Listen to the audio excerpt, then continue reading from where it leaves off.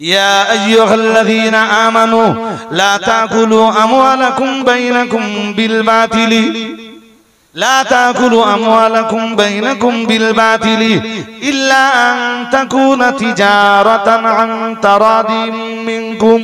মহান আল্লাহ জানিয়েছেন, তোমরা যেন একজন অন্যজনের মাল অন্যায়ভাবে অবৈধভাবে হস্তক্ষেপ করো না, হস্তগত করো না।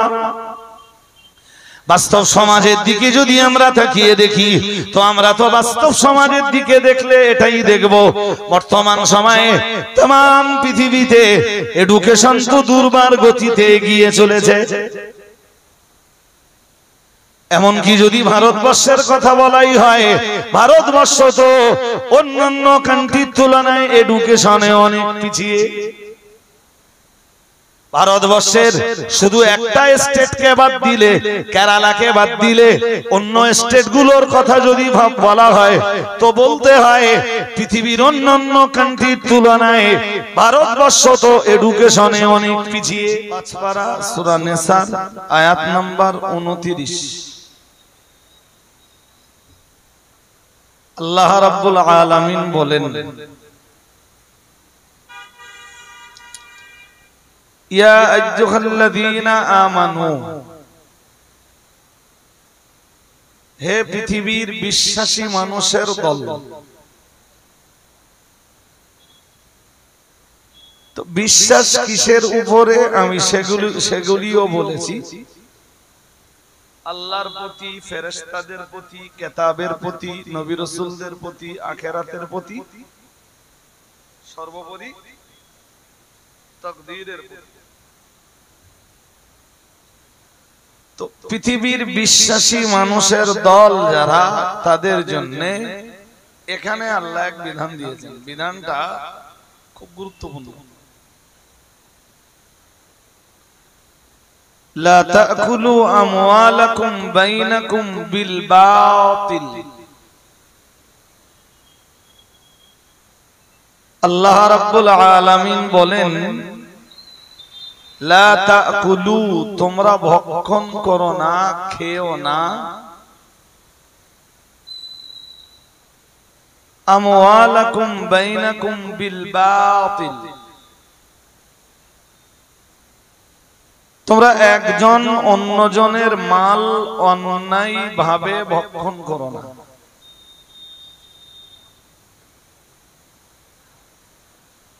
যে মালে তোমার অধিকার নেই, যে সম্পদে তোমার অধিকার নেই, তুমি অন্যের সেই সম্পদ অন্যায়ভাবে হস্তগত করতে চেও না।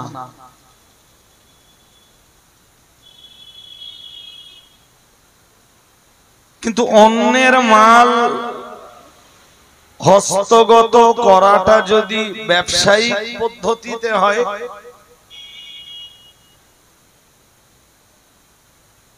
ইল্লা আন তাকুনা তিজারাতান আন তারাদিম মিনকুম। আল্লাহ বললেন, অন্যের সম্পদ, অন্যের মাল হস্তগত করাটা যদি ব্যবসায়িক পদ্ধতিতে হয়, সেখানে সমস্যা নেই।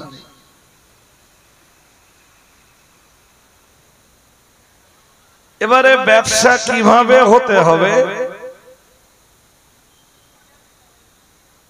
ব্যবসা বিজনেস বাণিজ্যের সিস্টেম কি হবে, কাইফিয়াত কি হবে, ধরন কি রকম হবে, সেটা আজ থেকে 1450 বছর আগে মুহাম্মাদুর রাসূলুল্লাহ সাল্লাল্লাহু আলাইহি ওয়াসাল্লাম সেটাও বাতলে দিয়েছেন।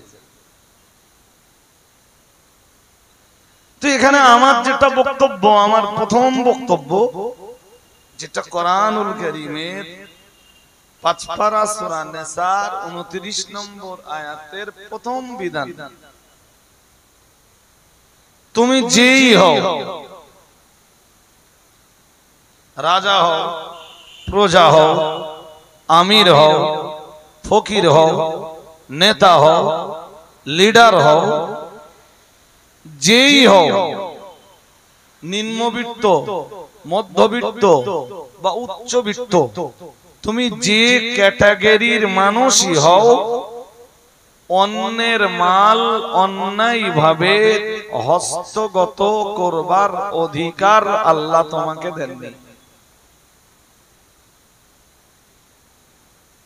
যেটা আমরা আমাদের ভাষাতে বলি, শরীয়তের পরিভাষায় যেটাকে আমরা বলি হারাম।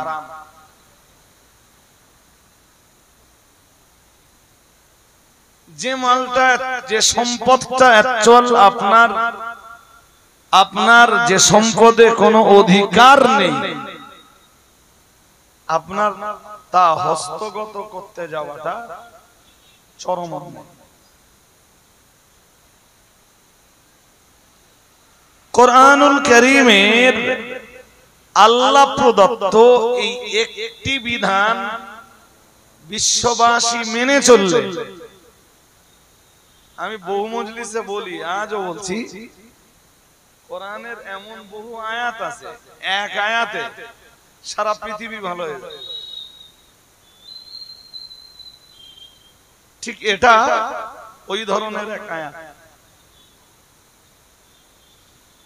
এটা ওই ধরনের এক বিধান, যেটা দিয়ে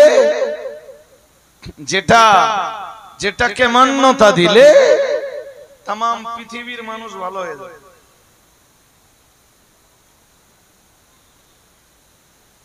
যে মাল যখন অন্যের, তাতে যখন আমার অধিকার নেই, তাহলে আমি তা অন্যায়ভাবে হস্তক্ষেপ করতে, আমি তা অন্যায়ভাবে হস্তগত করতে যাচ্ছি কেন?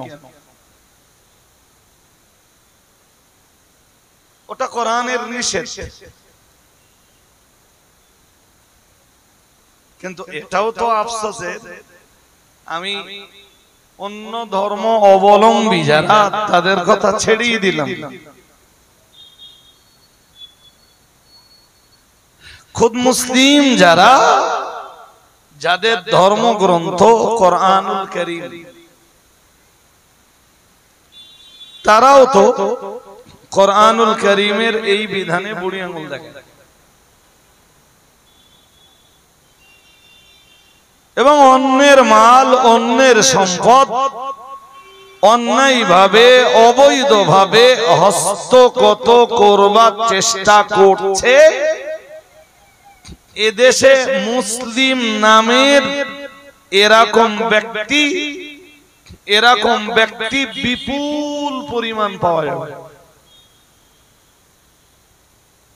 আমি অন্যের কথা তো ছেড়েই দিলাম, যদি শুধু আমার কমিউনিটির কথা বলি, তো আমার কমিউনিটির এরকম প্রচুর লোক পাবো, অন্যের মাল অন্যায়ভাবে হস্তগত করার চেষ্টা করছে, অন্যের জমি অন্যায়ভাবে হস্তগত করবার চেষ্টা করছে, অন্যের সম্পদ অবৈধভাবে হস্তগত করবার চেষ্টা করছে।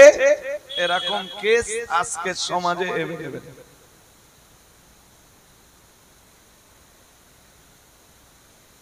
কোরআনুল কারীমে আল্লাহ এর প্রতি নিষেধাজ্ঞা আরোপ করেছেন। এটা মেনে চললে দেশ জুড়ে যত মারা কাটা আছে, সমস্ত মারা কাটা বন্ধ হয়ে যাবে। এইটাকে মেনে চললে দেশ জুড়ে যত চিটিং আছে, সমস্ত চিটিং বন্ধ হয়ে যাবে। মানুষ চিটিংবাজি, ধোঁকাবাজি, দাগাবাজি, প্রতারণা, প্রবঞ্চনার আশ্রয় নেয় তো কিছু সম্পদ হস্তগত করার জন্য। যে সম্পদ হস্তগত করবার জন্য এই চিটিংবাজি, ধোঁকাবাজি, দাগাবাজির আশ্রয় গ্রহণ করা হয়, জি, এ সম্পদ তো অন্যের, আর আল্লাহ ওটাই তো নিষেধ করেছেন, তুমি অন্যের সম্পদ অন্যায়ভাবে হস্তগত করবে, এই অধিকার কোরআন তোমাকে দেয়।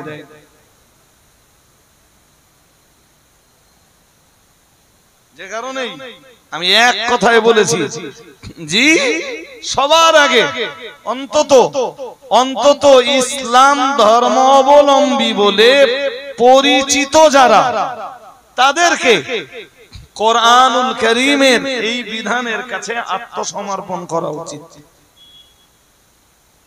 আর কোরআনের বিধানের কাছে যারা আত্মসমর্পণ করে বিশ্ব জুড়ে, তাদের নামই হয় মুসলিম।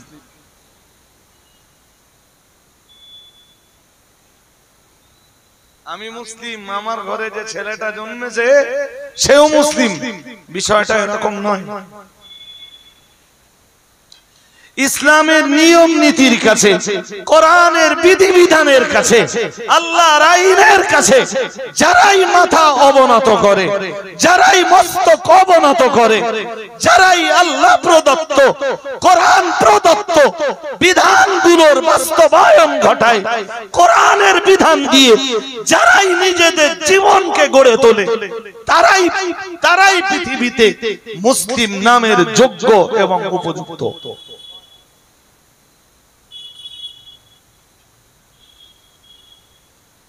যদি কেউ কোরআনের বিধানের বাস্তবতাকে স্বীকার না করে, কোরআন দিয়ে জীবন গড়তে, কোরআন দিয়ে জীবনকে সাজাতে যদি কারোর মন না চায়, সে নিজেকে মুসলিম বলে দাবি করলেও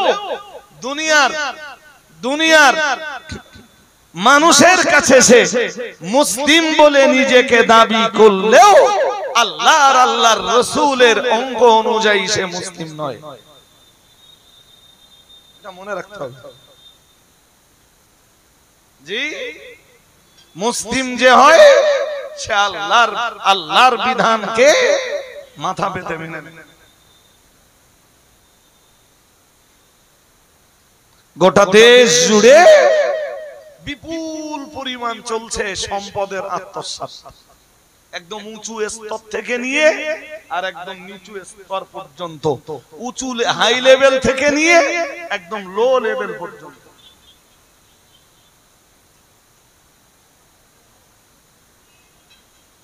জি, কিয়ামত পর্যন্ত মানুষের চিটিংবাজির ধরন পাল্টাবে, মানুষের ধোঁকা দেওয়ার স্টাইল পাল্টাবে, কোরআনের বিধান পাল্টাবে না। কোরআনের ওই এক বিধান, কোরআনের ওই একটি আয়াতি চিটিংবাজ, দাগাবাজ, ধোঁকাবাজ, প্রতারক, প্রবাঞ্চক অন্যায়ভাবে অন্যের সম্পদ হস্তগতকারীরা নতুন নতুন যতই রাস্তা আবিষ্কার করুক, কোরআনের ওই একটি আয়াত তাদের জন্য যথেষ্ট।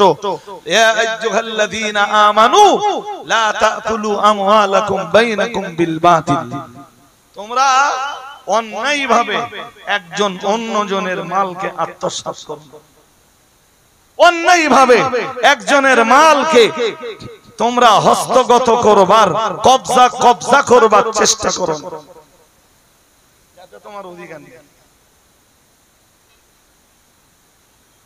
হাজরিন, বললে অনেক লম্বা হবে, আমি শুধু মৌলিক কথাগুলো আপনাকে শোনাচ্ছি। আজকে গোটা দেশ জুড়ে আমরা যা দেখছি ভাই, খুব কোন একটা দেশে, শুধু ভারতবর্ষ বলে বলছি না, পৃথিবীর যে কোনো কান্ট্রির নাগরিকদের জন্য এটা খুব লজ্জাস্কর ব্যাপার। যে দেশের হাই লেভেল থেকে নিয়ে আর একদম লো লেভেল পর্যন্ত সর্বস্তরে চোরের বসবাস।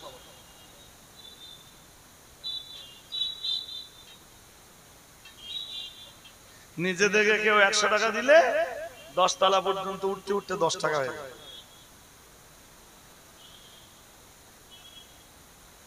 নিচে থেকে দিলে 100 টাকা আর 10 তলা পর্যন্ত যেতে যেতে হয়ে গেল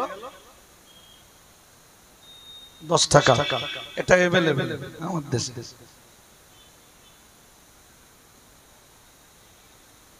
যে কারণে এই কথাগুলো আমি খুব আফসোসের সাথে বলছি। এক সময় আমার দেশে ছিনতাই হতো,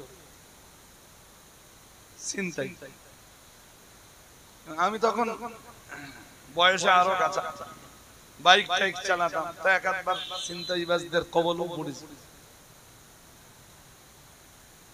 হুজুর লোক দেখে ছেড়ে দিয়েছে, কি আছে আর হুজুর লোকের কাছে। জি, আজকে চিন্তাই নেই। রাস্তায় এত চলিত চিন্তাই করার লোক নেই। রাত 12টা, 1টা, 2টো, 2:30, 3টে, 3:30, 4টে, ফজরের আযান হচ্ছে, ফজরের নামাজ হয়ে গেল, তখনও পথে চলছি। এত এভেলেবল দেখা হয় পুলিশের সাথে আর কুকুরের সাথে।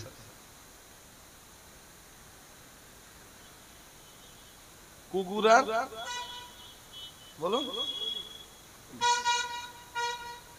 এখন সেসব ছিনতাইবাজদের সাথে দেখা হয়। আগের তুলনায় শীদেল চত্বর অনেক দেশে কমে গেছে, কিন্তু যেটা বেড়েছে সেটা হলো ভদ্র চোরের সংখ্যা।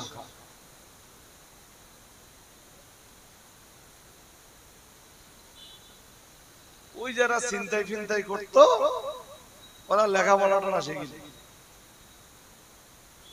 ওদের জ্ঞান কিছু ছিল না।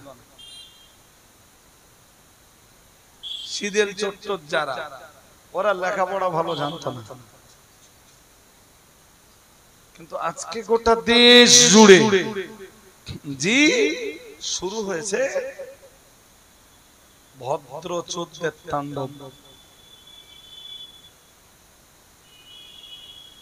শিক্ষিত চোরদের তাণ্ডব।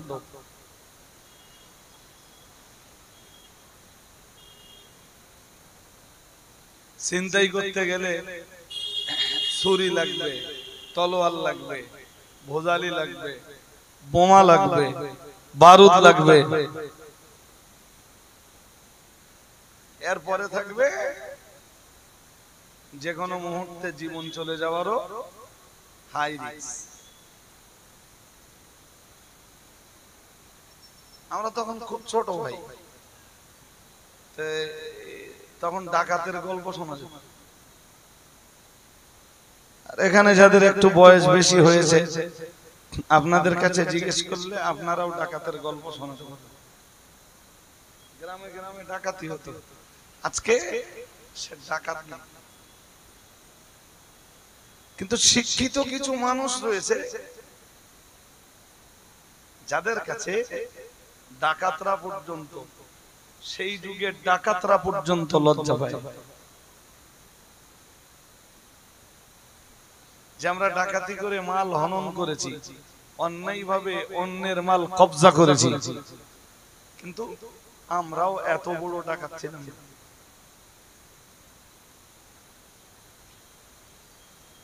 কি আমি একলা একলা বলছি আর একলা একলা শুনছি নাকি? খোলাপথা বাজারে বসে বলছি আমি, কোথায় বসে বলছি এটা আমি ভুলে যাই। এবং এগুলো যারাই করছে, বড় আফসোস, পরিতাপ, দুঃখ আর বেদনার সাথে বলছি, এগুলো যারাই করছে জি তার 90%, 95%, 96, 97, 98, 99% এডুকেটেড, মিন্স লেখাপড়া জানে, শিক্ষিত। চুরি কলম কিসে? কলম দিয়ে চুরি করব তো গোলা বারুদের দরকার নেই, কলম দিয়ে চুরি করব তো বোমা সঙ্গে রাখার দরকার না। কেউ একটু হাঁ করলে এক বান্ডেল তার মুখের ভিতরে ঢুকিয়ে দেবো, ওরও হাঁ বন্ধ।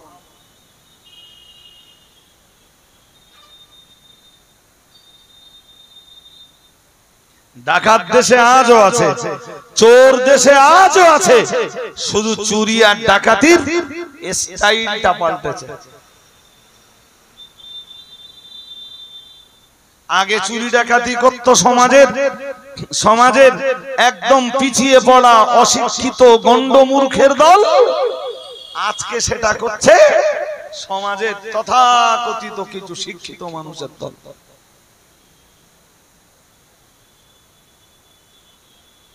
কি যে লেখাপড়া শিখে তারা তাদের জীবনে উন্নতি ঘটিয়েছে, এও তো আমার মাথায় ঢোকে।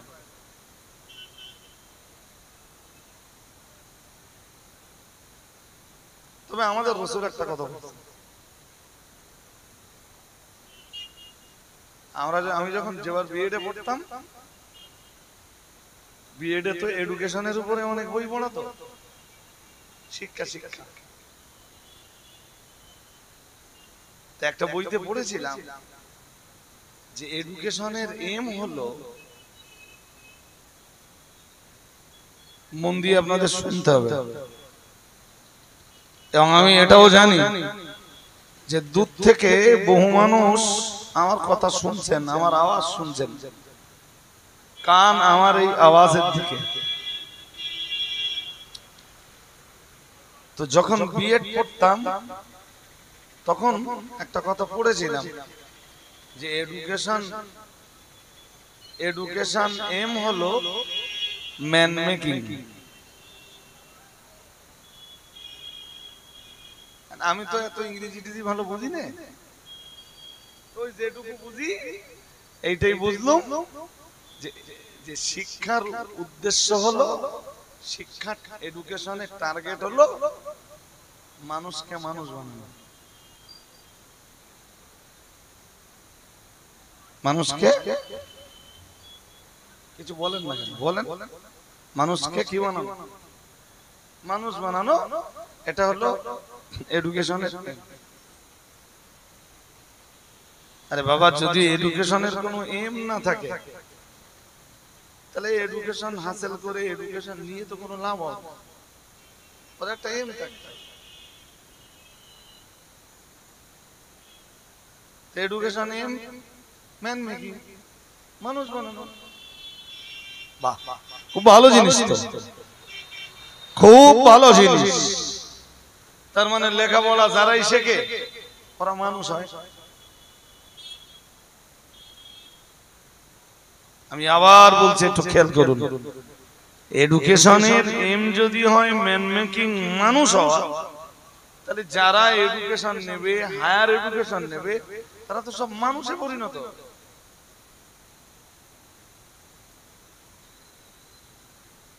কাজটা তো খারাপ না, বিরাট ভালো কাজ, বিরাট ভালো কাজ। বাট যাদবপুর ইউনিভার্সিটির ভিতরে বস্তা বস্তা মদের বোতল এলো কোত্থেকে? যাদবপুর ইউনিভার্সিটি নিয়ে যখন নিউজ পেপারে অনেক লেখাপড়া হতো, লেখালেখি হতো, অনেক লেখালেখি হতো নিউজ পেপারে যাদবপুর ইউনিভার্সিটিকে কেন্দ্র করে। আমি সেই সময়ের একটা নিউজ আপনাকে বলছি, সেই সময়ের একটা নিউজে বলা হয়েছিল যে যাদবপুর ইউনিভার্সিটিতে বস্তা বস্তা মদের বোতল পাওয়া যাচ্ছে, মানে মদ খাওয়ার পরে বোতলগুলোকে ফেলে দিয়েছে। কাজটা কাদের হতে পারে? ইউনিভার্সিটির বাইরের ছেলে মেয়েরা মদ খেয়ে বোতলগুলো সব ইউনিভার্সিটির ভিতরে ফেলে রেখে চলে গেল।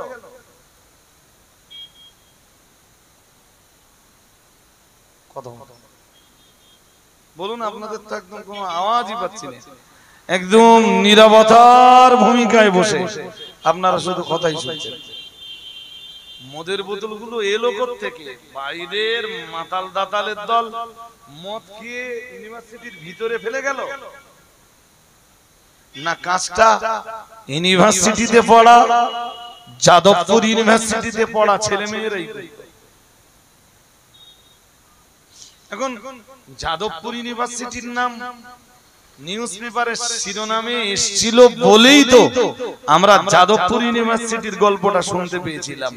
বাকি ইউনিভার্সিটির খোঁজ খবর নিলে কি পাওয়া যাবে সে আপন জায়গায়। এমএ পর্যন্ত পড়তে 1 থেকে 4 4 বছর, তারপর 5 6 7 8 9 10 কত কত 6 বছর, 6 আর 4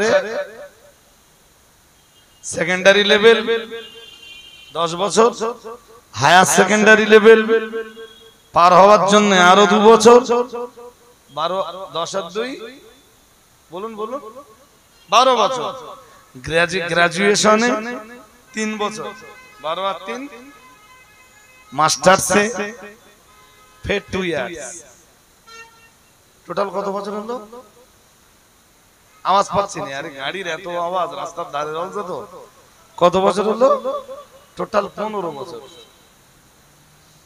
15 বছরের এডুকেশনের ফল মদের বোতল।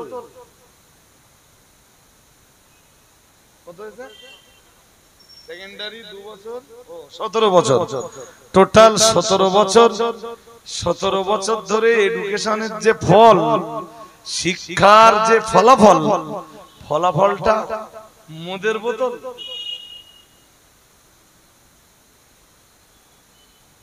কিছু তো মাথায় ঢুকলই না।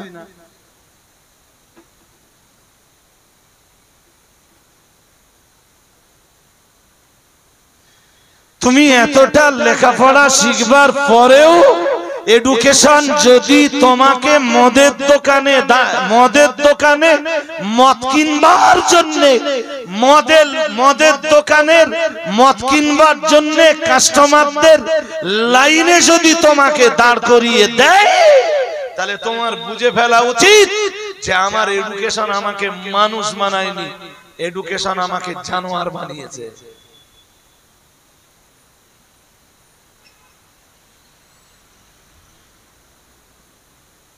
কথা শুনছেন নাকি? শুনতে একটু বিরাট খারাপ লাগবে, কথাবার্তা আমার তোমাটা ভালো না।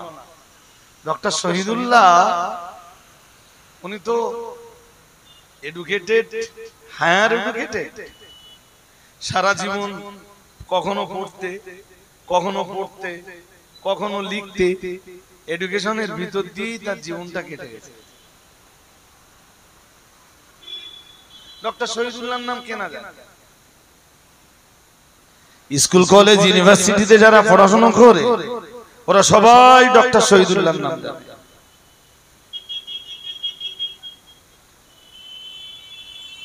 তিনি একজন বিশিষ্ট শিক্ষাবিদ, সারা জীবন পড়তে পড়াতে তার জীবনের সময়টা কেটেই গেছে। তিনি জীবনে খুব মন দিয়ে শুনতে হবে। ওরও গাড়ি যাচ্ছে, যানবাহন যাচ্ছে, যানবাহনের একটা সাউন্ড আছে। এরপরেও আমি আপনাদেরকে বলবো আর আপনাদের মন দিয়ে শুনতে হবে। এরপরেও ডক্টর শহীদুল্লাহ তার জীবনের একদম শেষ দিকে এসে ইংরেজিতে একটা বই লিখলেন। সুদ দিলে যে বক্তৃতা ভালো হয় তা না, নইলে আমার যা একটু অর্ধেক সুদ আছে এখনো যদি দেই আমি, খুব একটা খারাপ হবে না। বাট কথাগুলো তো একটু আপনারা মাথায় নেন। তো উনি শেষ বেলাতে সে ইংরেজিতে একটা বই লিখলেন, বইটার নাম দিলেন রিড, READ। কি হয় বলেন বলেন? রিড। যদি জিজ্ঞেস করি আপনারা সবাই বলতে পারবেন রিড মানে পড়া। রিড মানে বাহ বাহ। ছোটবেলায় আমরা যখন ইংরেজি ওয়ার্ড মুখস্থ করতাম তখন বারবার পড়তাম রিড মানে পড়া, রিড মানে পড়া, আর রিড মানে পড়া, রিড মানে পড়া, যখন আমরা ওয়ার্ড মুখস্থ করতাম। তো ডক্টর শহীদুল্লাহ এই রিড শব্দটার উপরে সুন্দর করে একটা বই লিখলেন। তা প্রথমে একটা আর নিলেন, খুব মন দিয়ে শুনতে হবে, সবাই হয়তো বুঝবেন না, তবে অন্তত 70, 80, 90% লোক তো আমার কথা বুঝবেন। আর আমিও চেষ্টা করছি ঠিক যেভাবে উপস্থাপন করলে আপনাদের সবাইকে বোঝানো যায় সেইভাবে উপস্থাপন করতে। উনি প্রথম একটা আর নিলেন, নিয়ে লিখলেন আর ইকুয়াল টু রিড, লিখলেন রিড মানে পড়া, লিখে পরেই লিখলেন, নিচের দিকে এসে লিখলেন শুধু পড়লে না মানুষ হওয়া যায় না।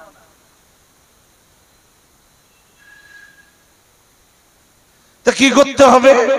ডক্টর শহীদুল্লাহ বললেন একজন এডুকেটেড হতে গেলে শুধু পড়লে হবে না, তাহলে কি করতে হবে? ডক্টর শহীদুল্লাহ লিখলেন নিচে আরেকটা 2 নম্বরে আরেকটা আর নিলেন, নিয়ে লিখলেন আর ইকুয়াল টু রেগুলারিটি। বললেন পড়ো, রেগুলারিটি বা ধারাবাহিকতা বজায় রেখে পড়ো, প্রতিনিয়ত পড়ো, রোজ পড়ো। আজকে একবার পড়লে 6 মাস পরে আবার একবার বই পড়বা, তুমি এডুকেটেড হতে পারবে না, তুমি শিক্ষিত হতে পারবে না। তোমাকে যদি এডুকেশন নিয়ে ভালো রেজাল্ট করতে হয় তো তুমি পড়ো, রিড, পড়ো, রেগুলারিটি ধারাবাহিকতা বজায় রেখে পড়ো। ডক্টর শহীদুল্লাহ ফের নিচে এসে লিখলেন, বললেন রিড, রেগুলারিটি দুটো আরেও একজন মানুষ এডুকেটেড হতে পারে। তো কি করতে হবে স্যার? উনি বললেন এডুকেটেড হতে গেলে 3 নম্বরে আর একটা আর লাগবে। তাহলে সেই আর দিয়ে কি হবে স্যার? উনি লিখলেন আর equal to rules of regulation. বললেন পড়ো, রোজ পড়ো, প্রতিনিয়ত পড়ো, পড়ার ধারাবাহিকতা বহাল রাখো, এবং 3 নম্বরে আরটা নিয়ে বললেন রুলস অফ রেগুলেশন, নিয়ম নীতি মেনে পড়ো। একটা ছেলে পড়ে রোজ বাংলা বইটা, ও যদি মাধ্যমিকের ক্যান্ডিডেট হয় আর ও যদি রোজ বাংলা বইটা পড়ে রোজ পড়ে, বাট রোজ ইতিহাস বইটা পড়ে, লাইফ সায়েন্স আছে, ফিজিক্যাল সায়েন্স আছে, জিওগ্রাফি আছে, ইংলিশ আছে, ম্যাথ আছে, অন্যান্য সাবজেক্টগুলো তো ফেল করবে। ওই ইতিহাসটা রোজ পড়ছে, খুব বেশি ইতিহাসটা পাস করবে। এইজন্য ডক্টর শহীদুল্লাহ লিখলেন read, regularity, rules of regulation. 3টে আর লেখার পরে ডক্টর শহীদুল্লাহ লিখলেন 3টে আরে এডুকেটেড হওয়া যায়, 3টে আরে লেখাপড়া শেখা যায়, 3টে আরে মার্কশিট পাওয়া যায়, সার্টিফিকেট পাওয়া যায়।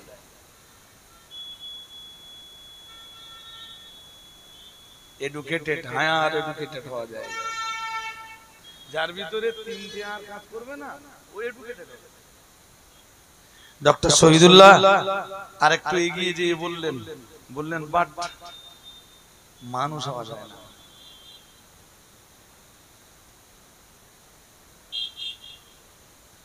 Read, regularity, rules of regulation, 3টে আর নিলেন, নিয়ে বললেন লেখাপড়া শেখা যাবে, এই 3টি আরে এডুকেশন হাসিল করা পসিবল, সম্ভব। কিন্তু আমাদেরকে মন দিতে হবে, বাইরে মন দিতে হবে না। কিন্তু ডক্টর শহীদুল্লাহ বললেন মানুষ হওয়া যাবে না। তা স্যার মানুষ হতে গেলে কি করতে হবে? ডক্টর শহীদুল্লাহ 4 নম্বরে আর একটা আর নিলেন। এই যে ক নম্বরে?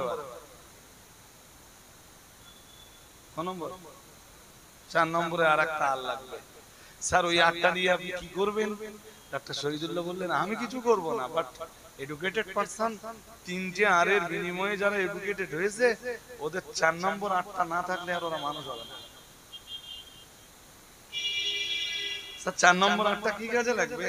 ডক্টর শহীদুল্লাহ বললেন রিলিজিয়ান থিংকিং, বললেন ধর্মীয় চিন্তা চেতনা লাগবে।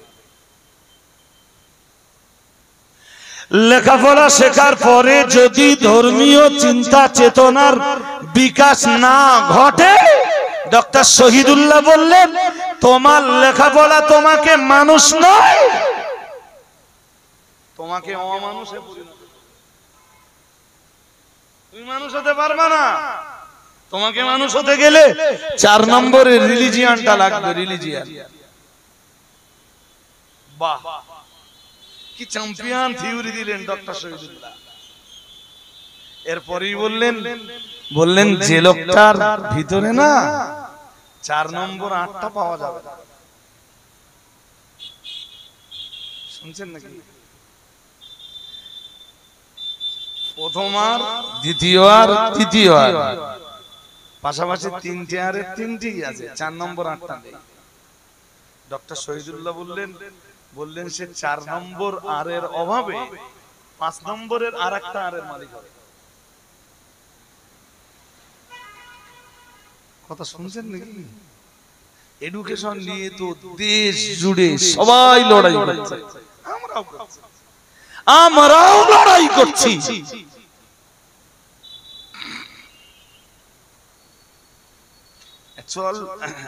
শিক্ষা যেটা হতে হবে তার নাম সুশিক্ষা।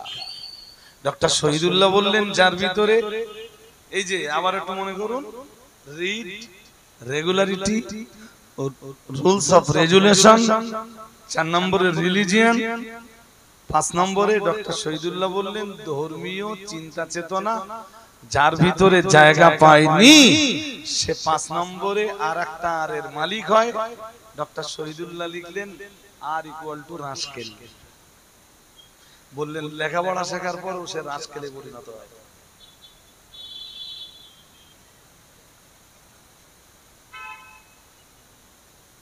এর চেয়ে ভালো করে না আমার আর বোঝানোর মতো জায়গা, বোঝানোর মতো জ্ঞান আমার আর নেই।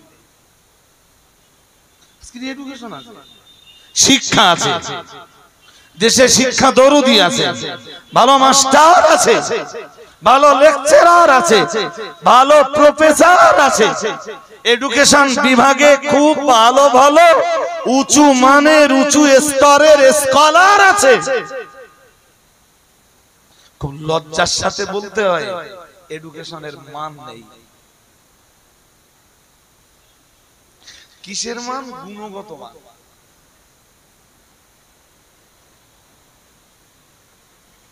আজ থেকে 1500 বছর আগে বিশ্বের দরবারে দাঁড়িয়ে হযরত মুহাম্মদ সাল্লাল্লাহু আলাইহি ওয়াসাল্লাম ওজন্যই বলেছিলেন সময় যত গড়াবে, সময় যত আগাবে অগ্রসর হবে, সময় গড়াতে গড়াতে গড়াতে গড়াতে পৃথিবীতে এমন একটা সময় আসবে যেদিন হযরত মুহাম্মদ বিশ্বের দরবারে দাঁড়িয়ে বলেছিলেন ইউরফাউল ইলমু, বলেছিলেন এডুকেশনের পরিমাণ কমে যাবে, শিক্ষার পরিমাণ কমে যাবে।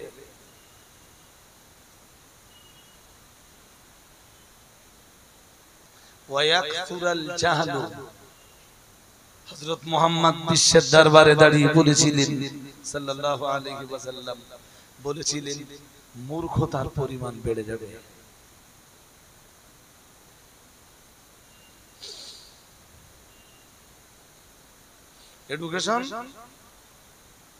এডুকেশনের হার বলুন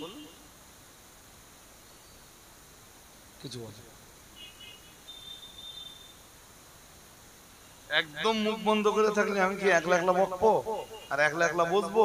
মোটামুটি আমি এগুলো নিয়ে চিন্তা ভাবনা করে নিজে তো ভালোই বুঝেছি, খুব একটা খারাপ বুঝিনি নিজে। এখন তো আপনাদেরকে বোঝাতে বসে। 1500 বছর আগে হযরত মুহাম্মদ বললেন সাল্লাল্লাহু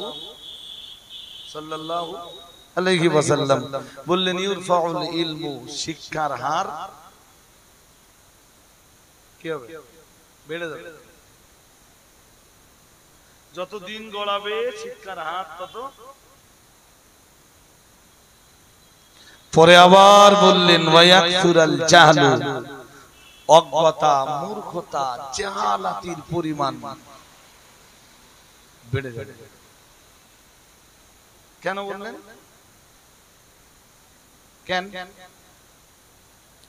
বাস্তব সমাজের দিকে যদি আমরা তাকিয়ে দেখি তো আমরা তো বাস্তব সমাজের দিকে দেখলে এটাই দেখব, বর্তমান সময়ে तमाम পৃথিবীতে এডুকেশন তো দুর্বার গতিতে এগিয়ে চলেছে।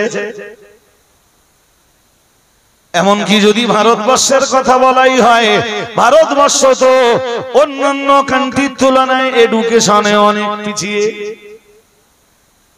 ভারতবর্ষের শুধু একটা স্টেটকে বাদ দিলে, কেরালাকে বাদ দিলে, অন্য স্টেটগুলোর কথা যদি বলা হয় তো বলতে হয় পৃথিবীর অন্যান্য কান্ট্রির তুলনায় ভারতবর্ষ তো এডুকেশনে অনেক পিছিয়ে।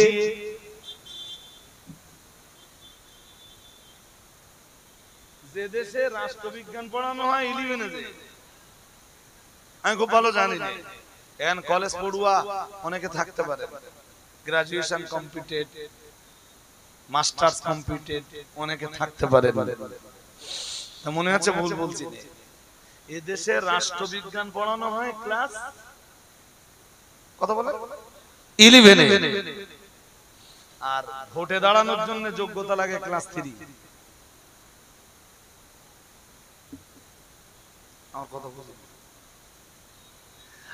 রাষ্ট্রবিজ্ঞান পড়ানো হয় ক্লাস 11-এ, ভোটে দাঁড়ানোর জন্য মোটেও স্কুলে যাওয়া লাগে না। This is our digital India. Narendra Modi ক্ষমতায় এসে বলেছিল না, ইন্ডিয়াকে ডিজিটাল বানাবে, বানাতে বানাতে বানাতে বানাতে ঠিক এমন জায়গায় পৌঁছে দিয়েছে রাষ্ট্রবিজ্ঞান পড়ানো হবে দেশ জুড়ে ক্লাস 11-এ, আর ভোটে দাঁড়ানোর জন্য যোগ্যতা লাগবে ক্লাস 1 পাস। ক্লাস ওরাই দেশ চালাবে।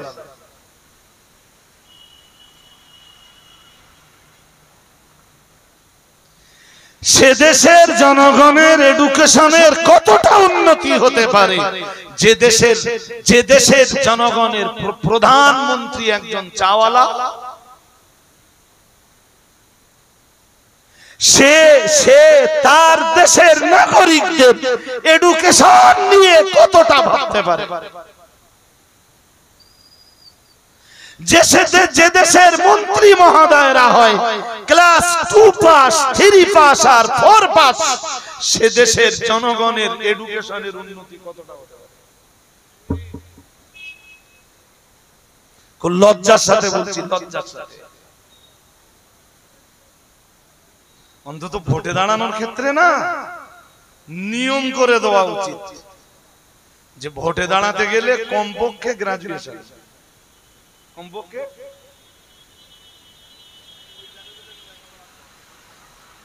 সারা সিগনেচার করতে গিয়ে কলম ভেঙে যায়, সে যে কি লিখেছে নিজেও পড়তে পারবে।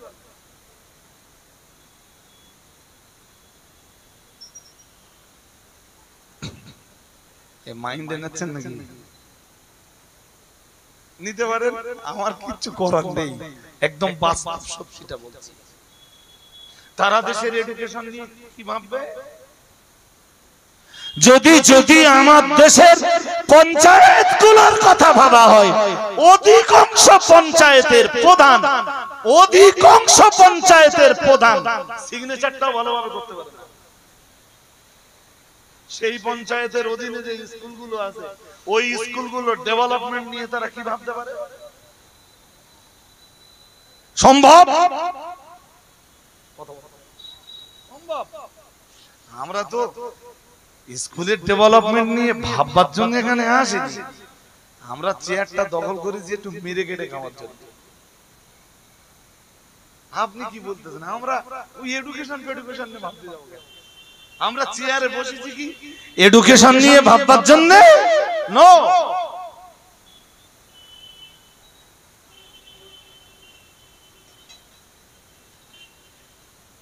হাজিরিনে মজলিস, খুব লজ্জার সাথে বলতে হচ্ছে, লজ্জার সাথে। বিশ্বের দরবারে দাঁড়িয়ে হযরত মুহাম্মদ সাল্লাল্লাহু আলাইহি ওয়াসাল্লাম বলেছিলেন, কাম ব্যাক করুন ওই কথাটায়, ইউরফাউল ইলম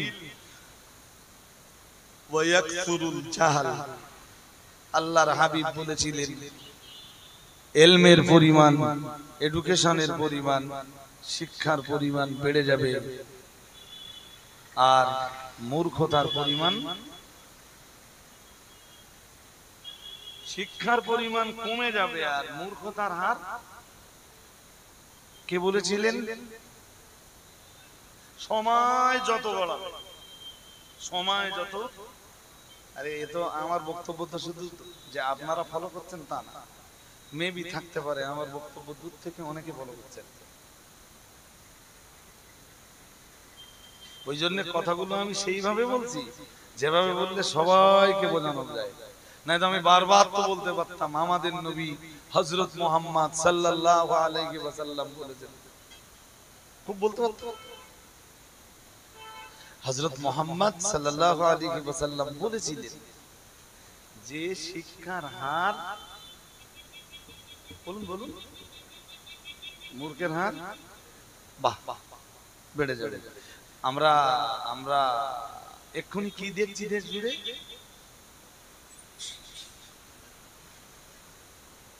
আগে একটা পাড়ায় এমএ পাস পাওয়া যেত না, এখন এমএ পাসের পরিমাণ একটা পাড়ায় খুঁজলে 5টা 10টা 20টা 25টা 30টা, একটা গ্রামে খুঁজলে হয়তো 50 জন এমএ পাস পাবো। তোমার এডুকেশন মাস্টার্স কমপ্লিট, ভালোই তো হলো, ভালোই তো হলো। হযরত মুহাম্মদ বলেছিলেন সাল্লাল্লাহু আলাইহি ওয়াসাল্লাম বলেছিলেন যত যত সময় গড়াবে এডুকেশনের পরিমাণ কমবে, মূর্খতার পরিমাণ, জাহালাতি আর অজ্ঞতার পরিমাণ তত বাড়বে। শিক্ষার হার তো বাড়তেছে, অজ্ঞতা মূর্খতা জাহালাতির হার তো কমতেছে। ভালো,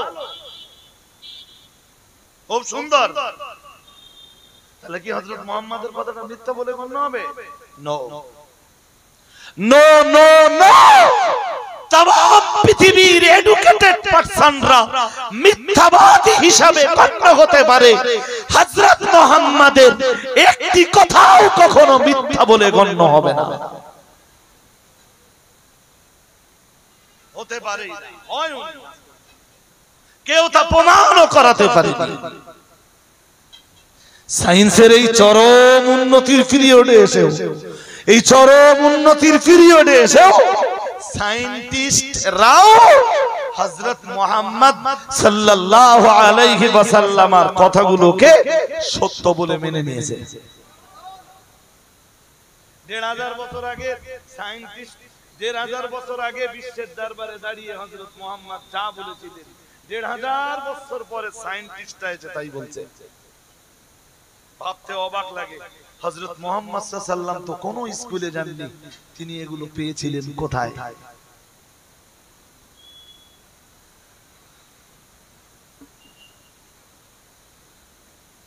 লেখাপড়া শিখে হাতে মদের বোতল, কি কি কথা বলুন বলুন, লেখাপড়া শিখে হাতে জুটেছে মদের, লেখাপড়া শিখে ভাষা নেই, বলার ভাষা নেই, লেখাপড়া শিখে গার্লফ্রেন্ড নিয়ে ঘুরে বেড়াচ্ছে।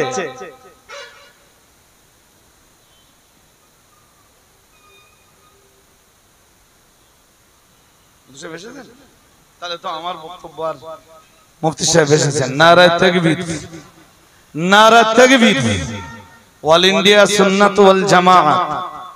আওয়াজ দেন আরেকটু, অল ইন্ডিয়া সুন্নাত ওয়াল জামাআত। মুফতি সাহেব হুজুর কিবলা, মুফতি সাহেব হুজুর কিবলা, নারায়ে তাকবীর। হাজিরিন, মুফতি সাহেব এসে পড়ার পরে আমার বক্তব্য তো আর মানানসই না। বলছিলাম লেখাপড়া শিখে হাতে মদের বোতল, লেখাপড়া শিখে ঘুরে বেড়াচ্ছে গার্লফ্রেন্ড নিয়ে।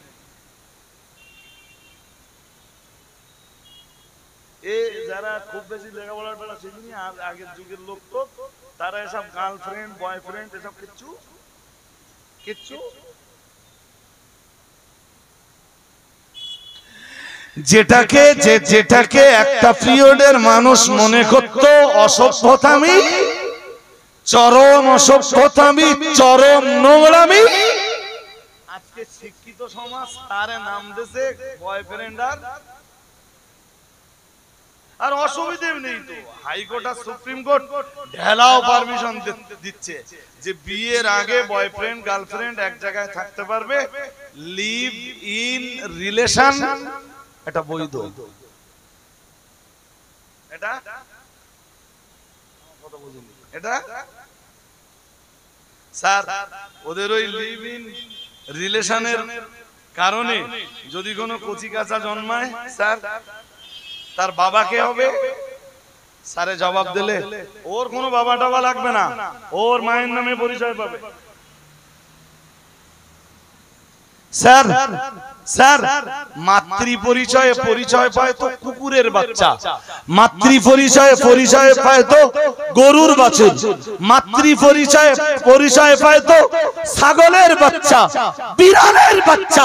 আজকের পৃথিবীর মানুষের বাচ্চা যদি মাতৃ পরিচয়ে পরিচয় পায় তো কুত্তার বাচ্চার সাথে মানুষের বাচ্চার তফাৎ কি থাকলো?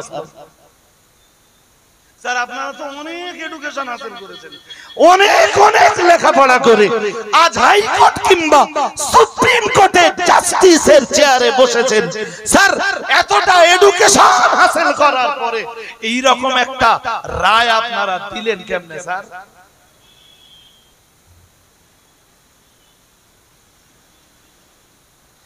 এই কারণেই তো বিশ্বের দরবারে দাঁড়িয়ে হযরত মুহাম্মদ সাল্লাল্লাহু আলাইহি ওয়াসাল্লাম বলেছিলেন এডুকেশনের হার কমে যাবে, মূর্খতা আর জাহালাতির পরিমাণ।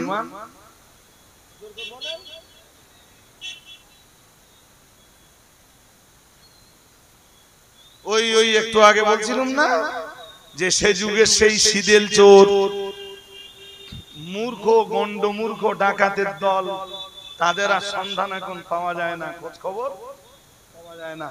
এখন বেরিয়ে গেছে কিছু শিক্ষিত চোর আর শিক্ষিত ডাকাত যারা চুরি করছে কলম দিয়ে। কি দিয়ে? জোর করে বলেন। আল্লাহ কোরআনুল কারীমে তার প্রতিবাদ করেছেন। বিভিন্ন ভাবে চুরি তুমি যেভাবেই করো, জনগণের সম্পদকে তুমি আত্মসাৎ যেভাবেই করো, যে উপায়েই করো, তুমি মনে রাখো, তুমি মনে রাখো জি কোরআনের ওই একটা থিওরি, ইয়া আইয়ুহাল্লাযীনা আমানু লা তাকুলু আমওয়ালাকুম বাইনাকুম বিল বাতিলি لا تأكلوا أموالكم بينكم بالباطل إلا أن تكون تجارة عن تراض منكم। মহান আল্লাহ জানিয়েছেন তোমরা যেন একজন অন্যজনের মাল অন্যায়ভাবে অবৈধভাবে হস্তক্ষেপ করো না, হস্তগত করো না।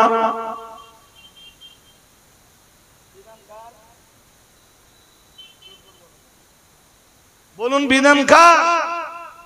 এতটা লেখাপড়া শিখে ভালো লিখতে শিখে যদি এখন হাতে যে কলম উঠেছে ওই কলম যদি চুরি করে, লেখাপড়া শিখে যদি মানুষ চোর হয়, সত্যি সত্যি লেখাপড়ার যে এম ছিল, লেখাপড়ার যে টার্গেট ছিল, লেখা এডুকেশনের যে উদ্দেশ্য ছিল, উদ্দেশ্য হাসিল হয়েছে? হয়নি। এবার বলুন শিক্ষার হার কমেছে না বেড়েছে? আল্লাহ আমাদের সবাইকে বুঝবার ক্ষমতা দান করুন। বলুন আমিন, বলুন আমিন। হাজিরিন, মুফতি সাহেব হুজুর কিবলা বারাকাল্লাহু ফি হায়াতিহি, আল্লাহ তার হায়াত দারাজ করুন, হায়াতে তাইয়্যিবা দান করুন, সিহহাতে কুল্লিয়া নসিব করুন। বলুন আমিন, বলুন আমিন। তিনি এদেশের হাজার হাজার আলেম, হাফেজ, মৌলানা, মুফতি, কাদি, মুহাদ্দিস, মুফাসসির ও আদিবের ওস্তাদ। আলহামদুলিল্লাহ পড়েন তো, আরেকটু জোর করে বলেন না। দুই একটা চামচিকের হয়তো মাঝে মাঝে অসুবিধা হতে পারে, আমাদের কিছু এসে যায়। ফেরাউন আপনারা কোরআন খুলে দেখবেন, কোরআনুল কারীম বিবরণ দিয়েছে ফিরআউন মুসা আলাইহিস সালামকে কাফের বলে গালি দিয়েছিল। আমার কথা শুনছেন না?